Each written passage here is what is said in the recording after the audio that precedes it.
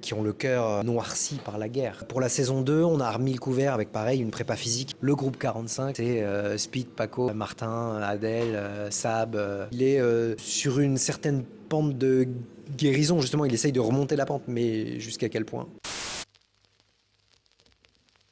Oui, Speed, en début de saison 2, il a vraiment le cœur noir pour le coup. Sab vient de se faire kidnapper par Daesh, donc il est encore plus atteint que ce qu'il l'était à la mort de son frère d'armes, Olivier, mais en même temps, ça le recentre sur un objectif. Donc, comme il faut absolument aller libérer Sab, ça lui donne un objectif, et dans la concentration, il va réussir à surmonter son syndrome post-traumatique. Alors, Cœur Noir, à la base, scénaristiquement, c'est Kalbaswad. Kalbaswad, c'est le nom des djihadistes donc de la Katiba de Zaïd Osman. Mais je trouve que ça s'apparente vachement aussi au côté émotionnel et sentimental de la série, sous tous les aspects de ce qui se passe là-bas et justement des fragilités émotionnelles de certains personnages qui ont le cœur noirci par la guerre, quoi. C'est un très beau titre parce que justement, il fait vibrer ça à travers toute la série, quoi. Alors il faut savoir qu'en saison 1, j'avais déjà fait une grosse prépa. Alors c'est une prépa aussi bien physique que mentale parce que j'ai lu beaucoup de bouquins sur les forces spéciales, des témoignages, beaucoup de vidéos sur YouTube. C'est vraiment une manne. Je pense à l'opération HK35 en Afghanistan par exemple, avec la mort d'un commando de marine. Je pense aussi à... Donc on a passé avec le groupe, on a passé une semaine au 13e RDP en saison 1. Donc là, le gros de la préparation était faite, mais effectivement, il y avait peut-être une appréhension supplémentaire pour la saison 1, parce qu'on savait pas trop dans quoi on allait se lancer quand on allait tourner, quoi, au Maroc, etc. Voilà, pour la saison 2, on a remis le couvert avec pareil, une prépa physique. Oui, parce que je me prépare aussi physiquement seul. Je suis très sportif, donc, et je pense qu'il faut quand même avoir une carrure qui fonctionne avec celle des soldats des forces spéciales. Donc il y a toute une prépa physique. J'ai relu un ou deux bouquins, je me suis remis, et puis on est reparti, grâce à la production, on est reparti, mais cette fois-ci chez les commandos de marine à Lorient, à la base navale de Lorient, donc de la force Fusco, et c'était incroyable, incroyable, un peu un rêve de gosse. Je pense qu'on a tous vu ces reportages. C'était pas facile, mais c'était un plaisir de remettre l'uniforme, de remettre les bottes, de retrouver l'équipement.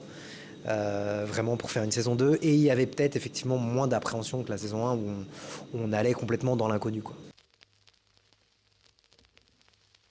Ouais, je pense que c'est vraiment un sujet primordial. On s'y intéresse de plus en plus. L'armée s'y intéresse de plus en plus. S'intéresse à ces soldats qui sont blessés à l'intérieur. C'est des blessures qui ne se voient pas forcément. Et ça peut être des blessures très très graves. Quand c'est pris à temps, ça arrive très bien. Ils arrivent très bien à le soigner. Donc moi, je trouve ça primordial d'en parler. Je pense que déjà, j'avais abordé la saison 1 avec cet intérêt particulier pour ce personnage-là. J'aime beaucoup ce personnage parce que justement, on parle du syndrome post-traumatique, on l'amène comme ça, et on continue aussi en saison 2 à montrer que justement, il y a peut-être en tout cas des indices de voie de guérison sur ce personnage qui est blessé, vraiment blessé intérieurement, quoi.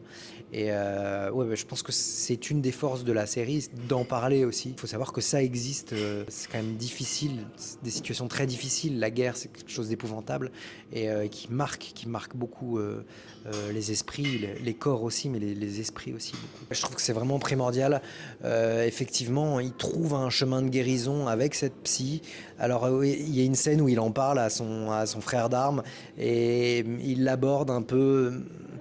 On sent qu'il a un peu honte, mais en même temps, il a besoin de le dire aussi. Et ça fait partie du process de guérison. Donc, ouais, et je trouve ça touchant en plus. Je trouve que c'est un personnage. Ça ramène les soldats à leur humanité.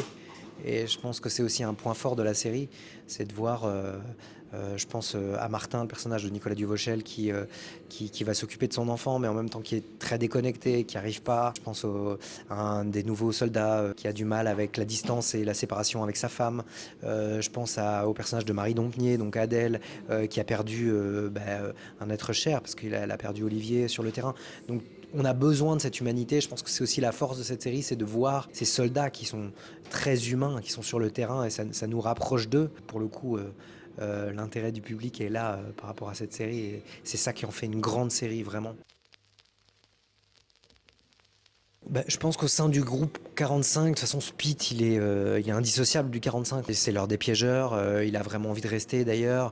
Je pense qu'il est aimé par tout le monde, soutenu. Je pense qu'ils sentent aussi les autres qu'il y a une certaine fragilité et qu'ils ont besoin de le soutenir aussi à certains moments. Oui, au sein du groupe, il est indissociable des autres. Voilà. Après, ce qu'on a créé en saison 1 aussi, c'était une force de groupe, une vraie énergie de groupe. Il y a quelque chose comme. Et je pense que les stages qu'on a fait donc au 13e RDP et à Lorient chez les commandos de marine ont consolidé ça justement. On crée quelque chose à l'image qui fonctionne. C'est cette énergie de groupe. Le groupe 45, c'est Speed, Paco, Martin, Adèle, Sab.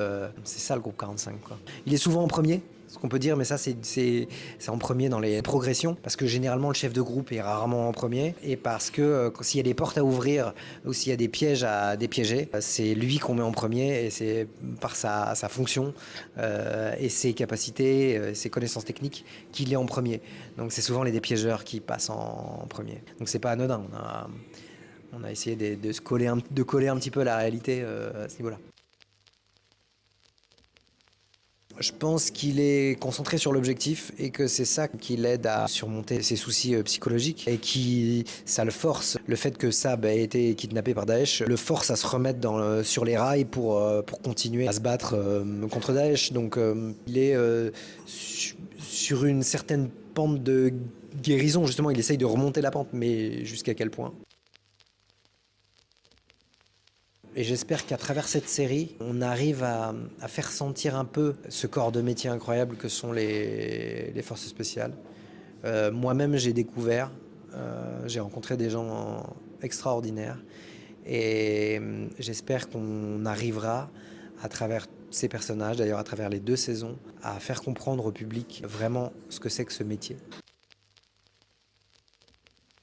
Si on me dit qu'il y a une saison 3, je rempile instantanément, c'est sûr. Je recommence, je repars en mission.